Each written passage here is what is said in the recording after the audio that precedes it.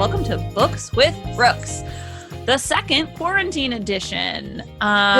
Joining via Zoom, even though we're in the same city, is my friend Erica. Hi, Erica. Hi. What's up? How are you? I am. How are you? I am. We're hanging in there. Yes. How is your quarantine going? It's okay. My husband and I are both working from home, so glad to have a job, glad to be able to do that, but a little stir crazy, definitely. Yeah, So I'm grateful for books. Yeah. Yes, that's true. Well, it's funny. I felt like in the beginning I was like having a lot of trouble reading, but I seem to have gotten over that hump. Yeah. And now I'm reading a bunch, which is really nice. It's hard for me to even watch TV after work because I Yeah. just need a screen break. That's good for you, and probably also good for your eyes. I feel like I'm undoing my LASIK minute by minute, honestly. I try to look at things that are far away, but that's hard to do when you're just in your apartment all the time. Right. What do you look at? I know. I need those blue light blocking glasses. I was thinking of getting some too. Do those actually do anything though? I don't know. I mean, I've heard anecdotally that people say they do, that they feel like they're not getting as many headaches, but scientifically, I'm not sure. Yeah, I'm a little skeptical, although it probably doesn't hurt you. So why not do it? I guess is the attitude you could take. But today we are here to discuss Whisper Network. By Chandler Baker, Whisper Network. And Erica, I'm so pleased that you were able to join because you suggested this book. I did, yes. Do you want to tell us why?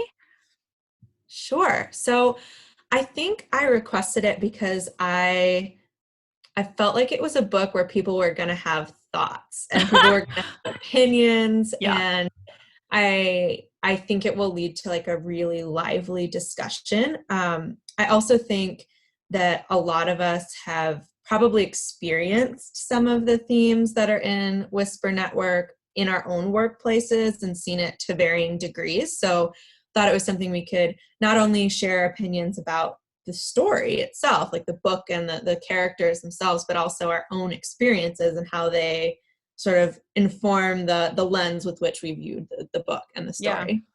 Yeah, the note I took is that this book is full of moral quandaries. Yes.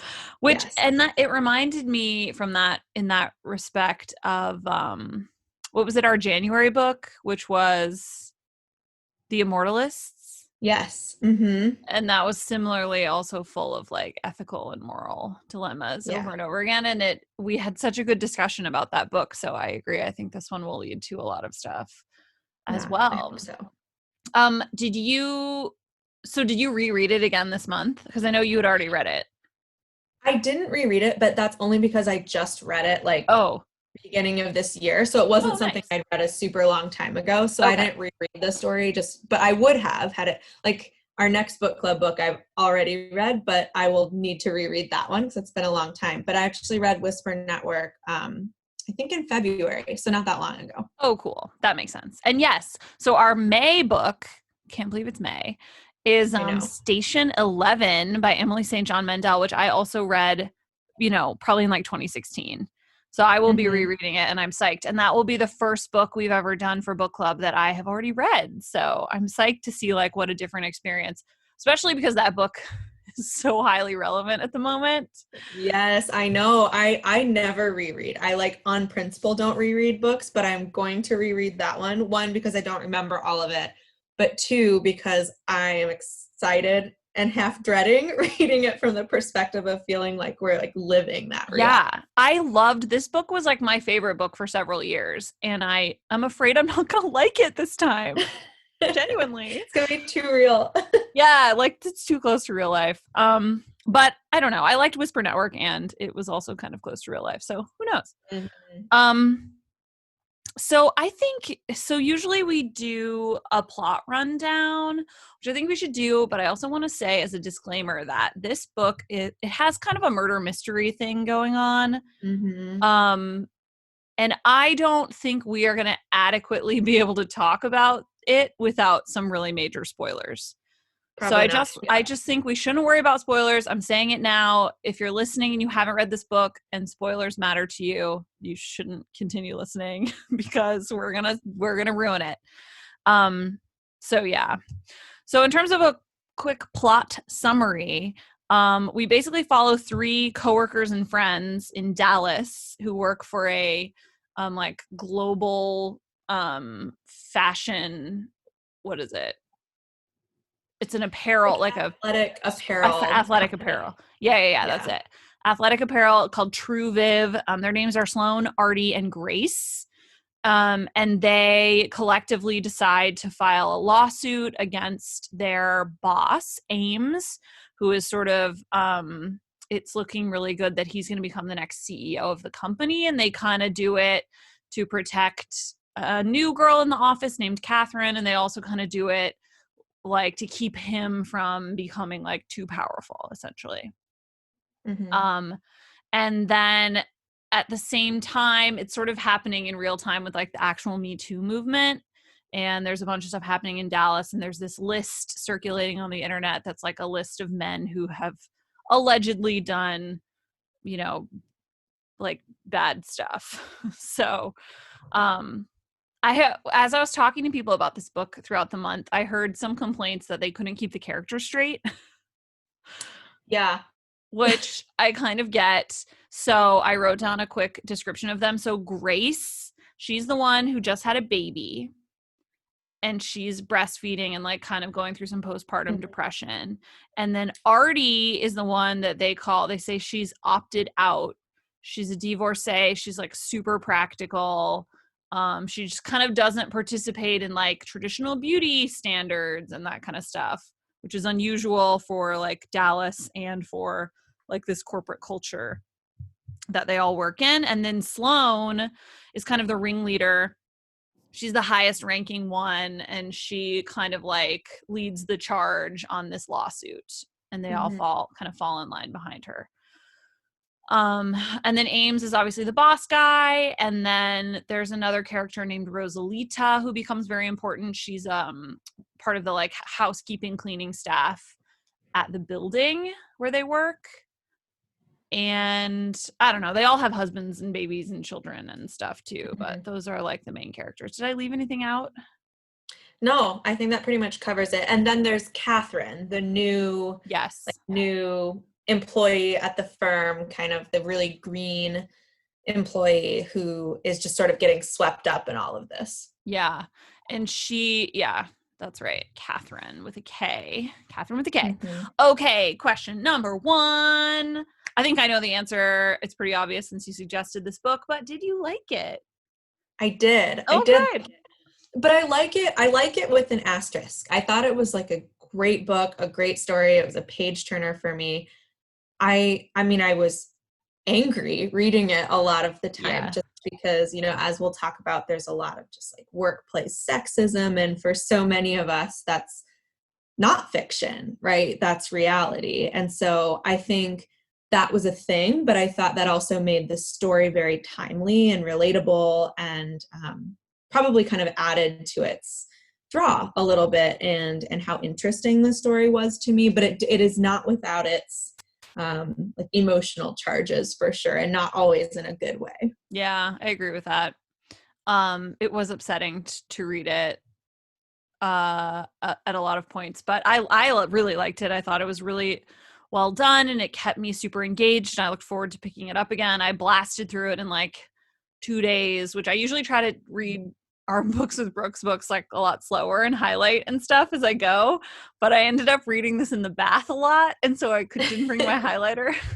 So I read it, I think, in a much more like standard Brookes way of reading, which was just like very quickly, which I think speaks well for the content, but also might not bode well for our questions because I don't feel I'm as prepared. But it's a pandemic and we're doing what we need to do to get through it. So it's fine. We are. And I think people will, I hope at least, we'll see, but I hope people will bring a lot of questions and bring a lot of content and comments that sort of spark discussion without, I think there'll be a lot of like organic discussion about this book because I think it is so engaging, but also, for better or for worse, relatable for a lot of people. Yeah. And I am really interested to hear from other people who have different types of jobs. My sister lives in Dallas and her book club did this book like 2 months ago or last month. Oh, So she and I have been cool. talking about it. And she was like, well, it's really funny talking with my book club about it because almost all of them are teachers and they like had never worked in like a corporate environment and like most of their coworkers are women and all this stuff. And so they just had like a different reaction. Like they were asking a lot of questions about like, is this real? Like what part of this is realistic kind of questions. Um, so yeah, it'll be cool to hear like, well, and actually, and you, I mean, you're a social worker, so you don't have Mhm. like a corporate job. I don't, but I do work for a small business that's like I would say it's probably 50-50 men and women. Um, and I'm really lucky that I work for a place where I don't experience such um, overt sexism Yeah, as that's we good. see in the book. But I do think that I think I can still also relate to just the way men approach work and approach relationships with women, not even in a sexual or inappropriate nature, but just as like, how do we value women's opinions and thoughts and works in a corporate setting and in a work setting? And I think even though I work in a very small business with really pretty progressive ideals, that's still a thing, Yeah. There Well, are even still just the times. little things like being spoken over in a meeting and like women don't talk as much in meetings and their ideas like aren't heard.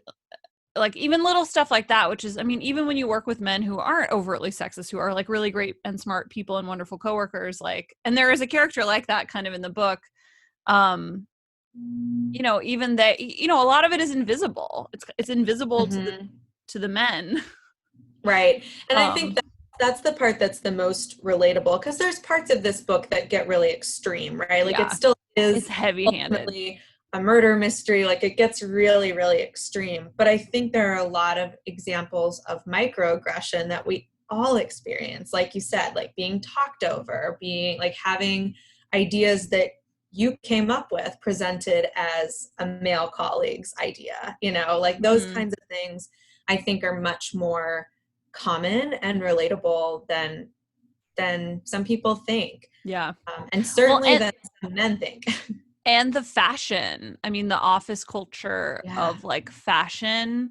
I kind of really identified with Artie in terms of the like opting out thing. Like I feel like a big part of why I wanted totally. to like go out on my own and start my own business was that I was exhausted by like everyday office fashion, honestly. Like I felt like I was using my brain to work and I didn't want to also use it to like accessorize. Right. And Well, and I think that's the thing is that as women we're sort of expected to, right? Like yes, you're expected to come to work having done a lot more work already already. than men, to like make yourself look presentable, Mm-hmm. right? Do your hair, do your makeup, accessorize your outfit. Why, right? Like why that's something that women are expected to do that men aren't, right? All they have to do is come and have run a comb through their hair and put an Yeah. outfit on. And Wear, so wear a blue shirt. yeah, right. So I think this book like presents a lot of that too. And I totally agree. I identified with Artie a lot of just being like, hey, I am over this. And Yeah. I'm not going to be expected to do this, because so often too it's not a explicit expectation. It can't be, right? Like that's too sexist for most HR departments for there to be like looks expectations for women. So often they're like these unspoken expectations and these implicit things that women are expected to do, that Yeah. I And then if you don't do them, was you very feel brave. like you feel subtle. Like, I mean, through most of this book, like the issue that Artie appears to have with Ames is that he doesn't think she's pretty enough. He Mm-hmm. like doesn't find her attractive. And so he doesn't value her opinion or her time at all.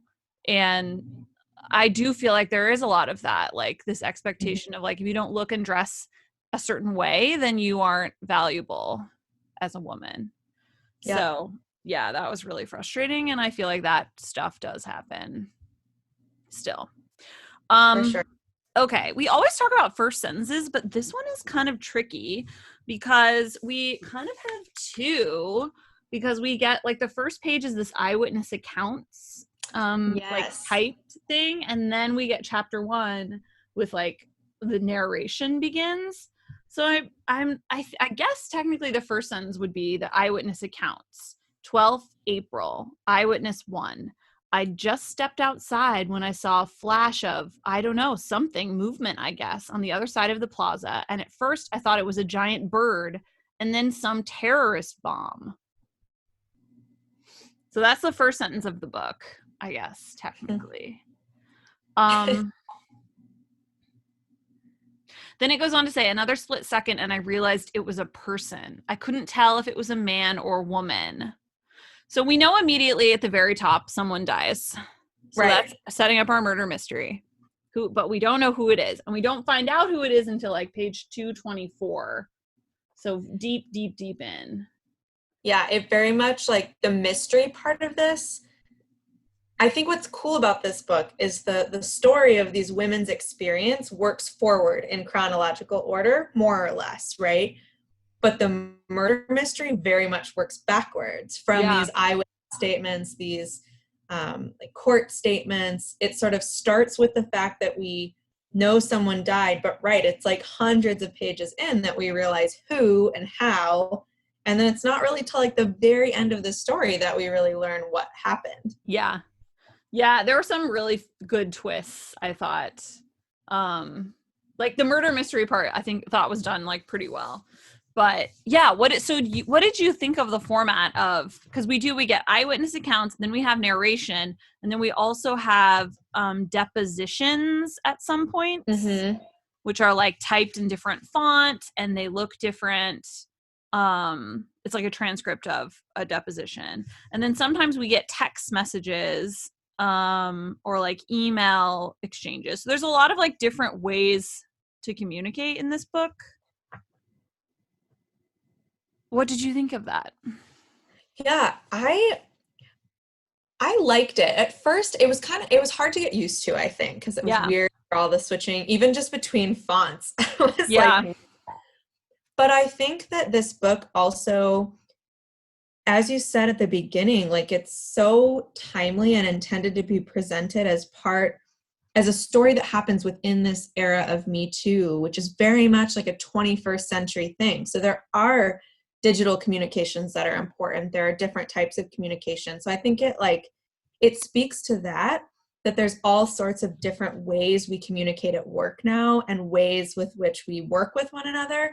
And so I think it presented that, and just the number of ways we talk to one another at work and otherwise. But I also think it just sort of helped it be even more of a page turner for me, because it was like you'd be reading this deposition that didn't really make sense yet, right? Like you had little bits of what it was about. Yeah. And so I was just wanted to keep reading, because each time it changed that voice or changed that font or changed that setting, it didn't give you all the information. And so for me, that's part of what made it such a page turner and a fast and engaging read. Yeah. We even have like this one here is a subpoena document, and another one was employee statements. So there's a bunch of different like types of things in here. Going back to the getting the characters confused thing, I had a really hard time in the beginning because the depositions used people's last names. It was like Miss Sharp and Miss this and Mr. that. And so I was constantly like, oh God, who is this? Because I had to flip back. Yes. I had to flip back and check. Yeah. Yeah. So I felt like I finally had Sloane, Grace, and Artie distinguished. And then I got to a deposition and it was using their last name. And I was like, oh my God, I don't know which one it is. And I am interested to hear from people who listened on audiobook too, to hear how they like produced it so that you understood that like, you know, this was different than the narration section. So Yeah, I can't wait to hear from people about that. So on page 6, right up top, I marked it that we get our first like kind of moral question, and I'll pose it to you. Okay. It says, Grace was a few years younger than Artie. Oh, Grace was a few years younger than Artie and Sloane and still clung to the notion that someone could be a good person despite their actions, as though actions weren't the very indicator of one's person. So I guess the question is, can someone be a good person despite their actions, or do actions decide whether or not you are a good person or not? Oh man, I know. that is a tough one. It's tough. I don't know. I'm such a both and person, so that's about to come out right now. Both and. But yes, so to an extent, I think your actions, particularly like the way you treat other people and the way you prioritize your time and the way you prioritize the people in your life, do dictate what kind of person you are. However, at the same time, I think a lot of good people have specific actions that they aren't proud of or have learned a lot from and have made corrections and have made changes as a result of, right? Like we're always all evolving and changing and learning. So I do think that like cumulatively, your actions do make up what kind of person you are and certainly what kind of person you're perceived by others to be, right? Which is a separate question. Mm-hmm. But I think that they're always changing. Like we've all messed up, we've all done things we're not proud of, and yet I wouldn't want to be categorized as good versus bad by only a select few number of actions. So I don't know, it's really tough. I think my ultimate answer is that yeah, whether you're a good person or perceived by others to be a good person is dependent on your actions.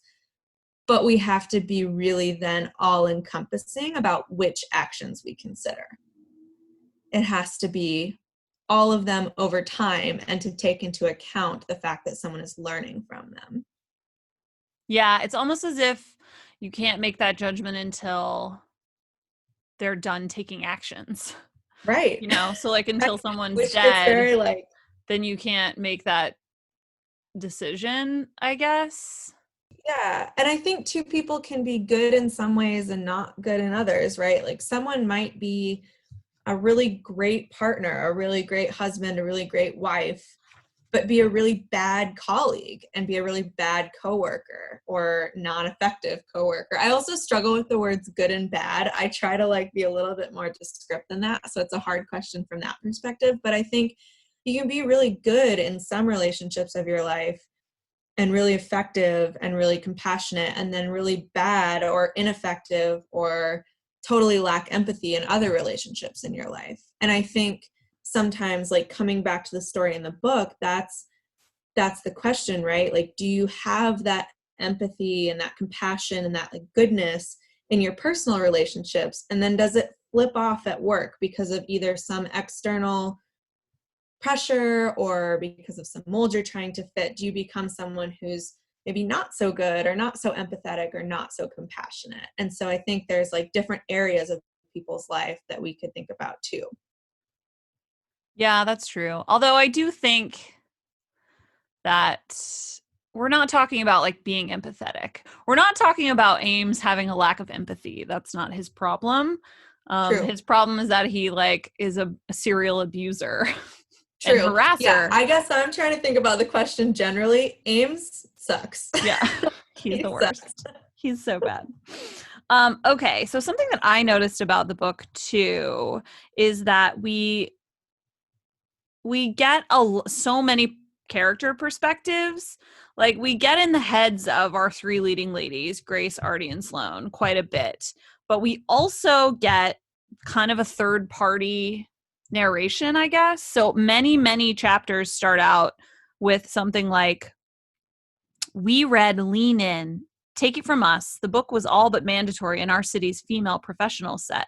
If our friends needed advice, it was our honor-bound duty to tell them earnestly, wisely, imploringly, friend, what you need to do is lean in. So we get like this collective we.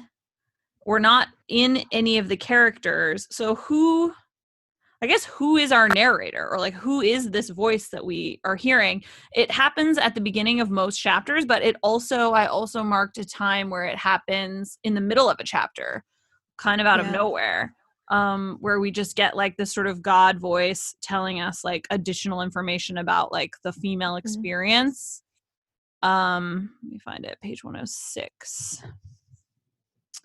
Yeah. So right after Ames tells her, go take a Midol, Sloane. Oh, geez. Yeah. We get, she clenched her teeth. She was on her period. But then it switches and it says, on our best days, we maintained a grudging allegiance with our bodies. We weren't ashamed. We were grown-ass women, which is obviously why we paraded to the restrooms with tampons secretly stuffed into our cardigan sleeves. Other times we had to fish quarters out of the bottoms of our purses, searching for change to feed the feminine hygiene dispensers that had yet to be updated in the past 25 years. That actually hit me. I was like, that's true. Those things are like metal from the 80s. Mm-hmm. Why haven't those gotten better? Right. Is there anything in there even? Yeah. So all of a sudden it switches to this like we, and then we go back to it where we're back in with Ames and we're back in with Sloane. I don't know, like who is that supposed to be? Yeah, I'm not sure. I think, like, to just make a guess, and I have no idea if this is correct or what Chandler Baker had in mind, but the book is called this Whisper Network, right? This network of women, basically, who are digitally whispering to one another and like creating this whole list of badly behaving men. And so maybe these little blurbs are intended to be perspectives of the Whisper Network. Like, what experiences can we all, like, have we all experienced, are universal among the women in professional settings, in this book in Dallas, but I would argue women in professional settings in general. Yeah. And these are supposed to just be little blurbs outside just these specific characters' experience, but beyond that, to say that, but this is sort of like, at the same time as the hashtag Me Too, it was also hashtag Yes Every Woman, right? Like, we've all experienced this. And I think maybe this is the author's way of saying, like, this Whisper Network represents a universal experience of professional women. And yes, all of us have had this experience, even if we can't say we've been the victim of microaggression or really overt workplace sexism or overt workplace sexual harassment. We've all hidden a tampon while we walk to the bathroom, right? Like, we've all been there. Yeah. So maybe it's a way to like universalize this experience a little bit. Yeah. I mean, it definitely adds context and color to, like, I like that idea of like, okay, well, we're in this specific situation where this one thing is happening, but in that situation, if you zoom out, you're also, she's in this office with Ames, but she's also on a floor with a bunch of people, in a building with a bunch of people, in a city with a bunch of people in the world, and has had like all this slew of experiences for the past 20 years of her career that like color the interaction she's having with Ames at that particular moment. So yeah, I like that. Oh, a question that I had was, is there a reason it's set in Dallas, do you think, or could it have been set anywhere? I have no idea. And I can't remember if it says anything about it in the author's note or even in the acknowledgments. I don't know if she's just from Dallas. I have no idea why it was set there. I think it could be set anywhere. I think you could easily lay this on Chicago and it could be a believable story. Yeah. But I don't know why city. Dallas in particular. Well, her bio on the back says she lives in Austin with her husband and toddler. She works as a corporate attorney and is the author of 5 young adult novels. Wow. Yeah. So I guess maybe she just moved it to Dallas for more of a corporate high-rise thing. And yeah, I don't know, maybe that's why they're all lawyers, I suppose. What did you think of the parallels that she drew between what was happening at Sloane's daughter's school alongside what was happening at the office? Because I actually thought that was a really compelling like B plot. It added, first of all, it added a level of stress to Sloane's situation that I felt was really authentic and like very real. And, like, you know, we all go to work and we pretend, or we used to, that we don't have personal lives, you know, and we leave home at home and now we're at work and this is where we're doing our work and we're professionals and whatever's going on out there is not affecting what's happening in here. But obviously we know that's ridiculous and that's not true, because whatever's happening to you in your personal life is going to affect, you know, your behavior at the office. And then in addition to that, you know, she's this little girl, what is she, like 11 or 12, getting bullied, you know, by girls and boys in her class at school. Abigail, that's her name. So what did you think of that parallel?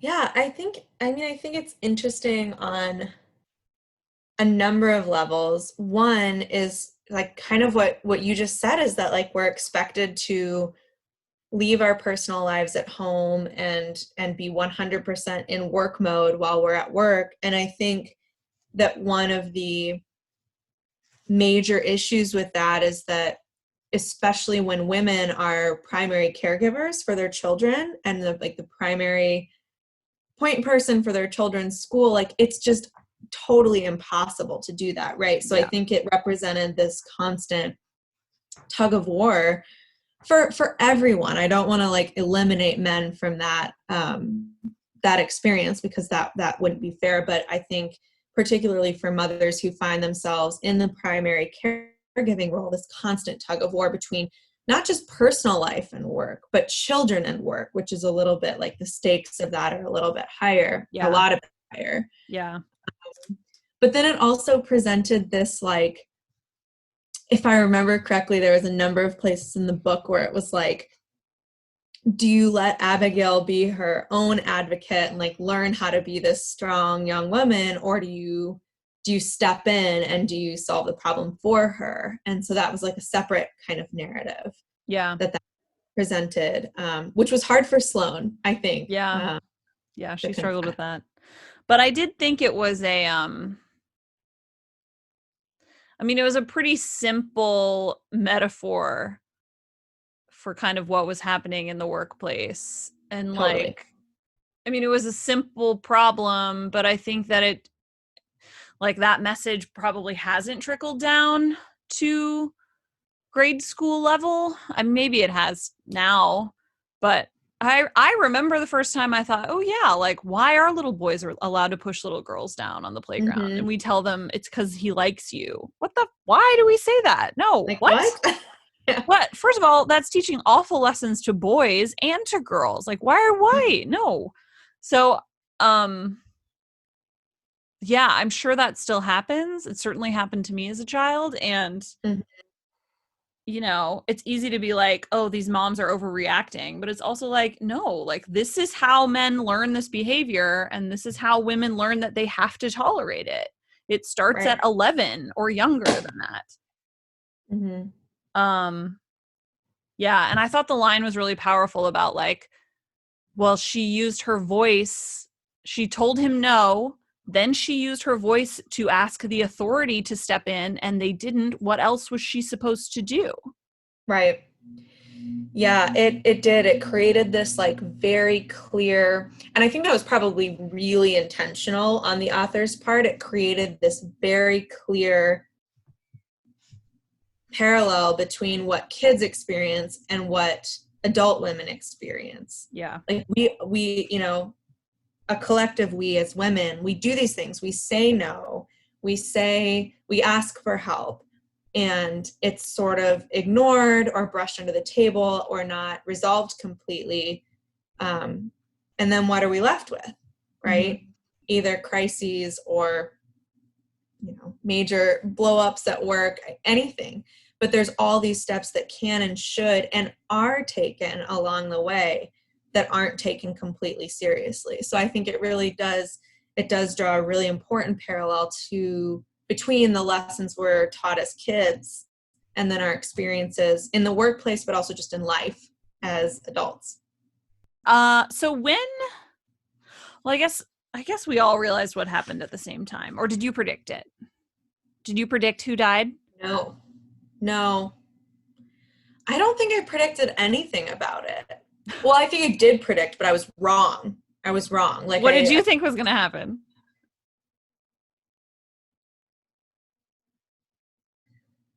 I mean, I think I knew Ames was probably going to die. I think I knew that. Yeah. But in terms of like who killed him or even how he died, like, did anyone kill him? Like, was this actually a murder or was it something else? Mm-hmm. There was definitely a part of the book that I thought it was suicide.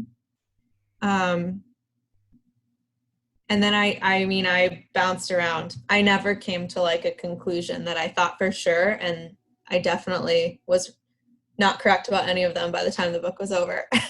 Yeah. I think that my fear, which I probably should have practiced what I'm going to say, because I don't really know how to voice it. But my fear with books like this, which fictionalize real events and kind of capitalize on, public attention to a movement. My fear with them is that they're going to do more harm than good. Is that they're going to end up making people feel like the movement. See, I'm not doing a good job of explaining this, but I think I'm afraid, and I think about this with a lot of articles that I read too online, which is like, a lot of these points are good, but I'm worried that it's in the end going to hurt the overall forward momentum. Okay. And I think this book is great, and I really, really enjoyed it. And I don't think that it's going to hurt the Me Too movement, but I do think it cheaped out a little bit by making him not commit suicide. Did you just get a beer delivered to you? Yeah. That's amazing. That was so smooth. If I hadn't looked down right at that second, that was awesome. That was the point. I text Chris. I was like, please silently deliver me a beer. He was silent. That was awesome. Wow. Well done. Well done. We're really killing the quarantine game, I think. But yeah. No, but I hear you. And I think so too. It was like, I don't know. I think it's really, really hard to write a fictional account of anything that's happening like right now, right? I think that's a really huge challenge for authors, for screenplay writers, for people that are like creating art about things that are happening in the moment, right? That are not resolved yet. They're not things of the past because we don't have all the information yet. And so it is hard. And I think like the point of a story is to come to a conclusion, right? And we're not at a conclusion of the Me Too movement at all. Yeah. And so I think anyone trying to write a really timely story about that is going to have to make some assumptions and make some parts of the story that feel realistic, even if they aren't like totally comfortable and certainly not accurate. It's hard. It's a huge challenge, I think, to like take that on as an author, to write about something that's happening that's not resolved. Yeah. Well, yeah, I agree. And I think she did overall a fantastic job. It's really hard to fictionalize something that is in my opinion, extremely real and extremely serious. And to take it and turn it into a murder mystery novel where the women are also the villains, Mm-hmm. you know? Yeah. Like what does that mean? I think reminder that, because I don't always think of it this way, but like books and stories, like that's art. That's people's expression of their own experiences. And so it's, I don't know, it's sometimes as an author, like working through their own experiences of the Me Too movement, of workplace sexism, but also trying to write a compelling story, right? Mm-hmm. And so and create something artistic out of it, and Yeah. something. It's a massive undertaking. Yeah. It would be such a huge thing to tackle. And so you got to give her like mad props for doing it, Mm-hmm. frankly.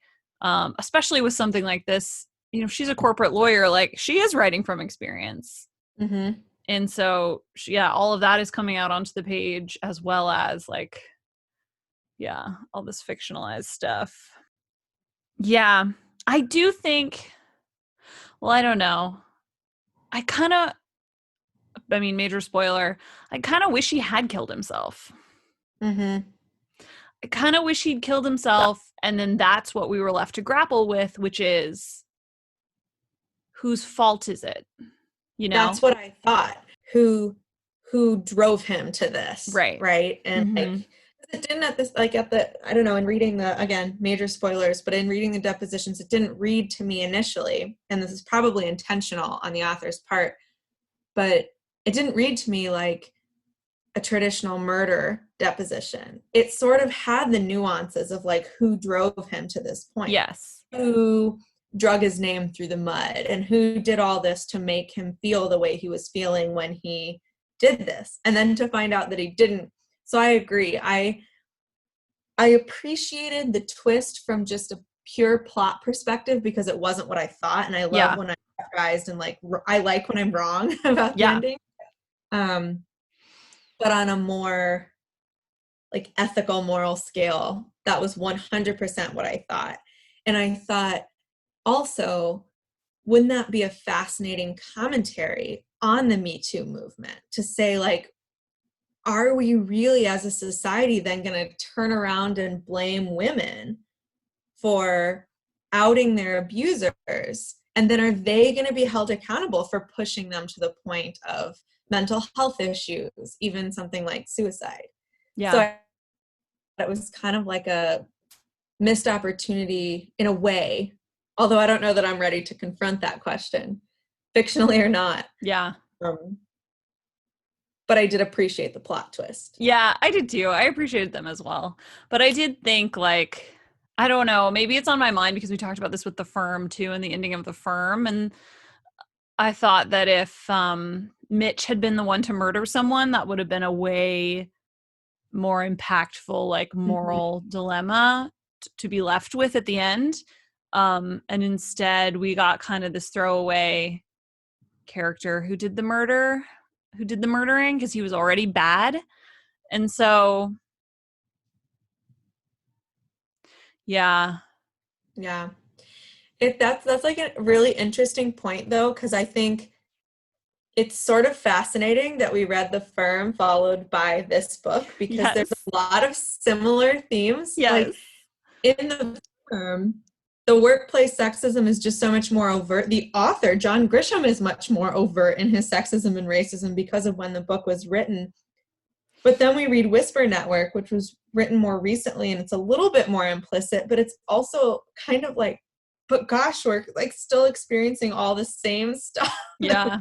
Here we experiencing are. Women are still when wearing John high Grisham wrote heels his and first novel. yeah, totally. And especially with like lawyers in law school and stuff, like it is Mm-hmm. similar. Yeah, that's really funny. There are definitely a lot of parallels. Yeah. Well, I like your point too of like, yeah. So it's going to be the women's fault that they were like they were harassed and abused, and then it's Right. going to be their fault when they tell the truth about it, and their abusers, you know, kill themselves or whatever, or lose their jobs. Mm-hmm. Right. It's like We're already every seeing that. we're gonna make this all the women's. Everything is the women's fault, I guess, Right. all of it. So the men are not ever going to be held accountable for their actions. Like, I'm sorry, like if that guy killed himself, he made that choice. Right. No one, like horrible. I never like want anyone to end their life. Like no matter what they've done or what has led them to that point, that's never an outcome that you want. But I think something that potential plot direction forces us to consider is like, but we're already in the place of talking about how it's women's fault that men are losing their jobs. Right. We're talking about people that are coming, telling the truth about their rape and their abuse stories as ruining men's lives. Yeah. What? Yeah. That's crazy. And so I think that was sort of on my mind as the direction the book was going to go. And then it didn't, which is okay, because that's also that's a touchy direction to go, right? Like that's a really hot button.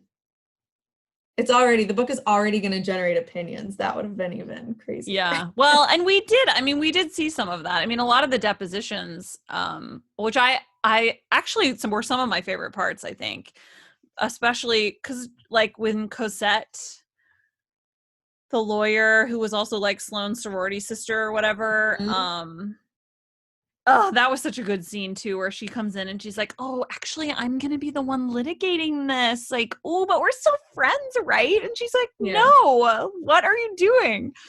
But some of the depositions were fun to read because it's like, I mean, that's how like courtrooms all across America like play out. It's how the Harvey Weinstein trial just went. It's how the Taylor Swift trial went. Like, it's all these leading questions about, well, shouldn't you be mad about this other thing? And like, oh, but what about this? And like, oh, but why didn't you do this? And it's just like, no, like this isn't my fault. Like, I don't know. I liked those scenes, the depositions. Well, we could talk about this book for days and days and days. We really could. I bet we will on Tuesday. I bet we will. Well, any parting thoughts before we sign off? Oh, gosh. I mean, I guess I'll just recap that it's a really timely, engaging book that like might make you mad and might make you frustrated, especially if you've had some of these experiences. But I think it does a really great job of telling a good story and bringing some of these things to light and to life that maybe some people don't think is going on and don't think is real.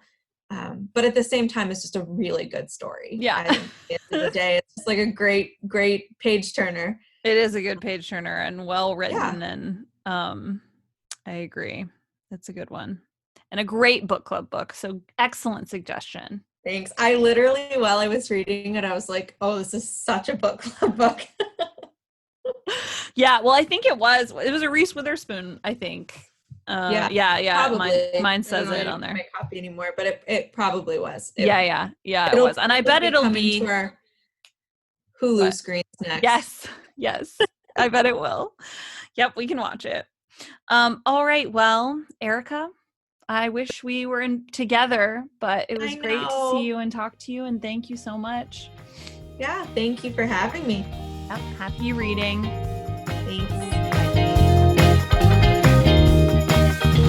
Books with Brookes is in the Press Play Podcast Network, and our theme music is by Jonathan Allen.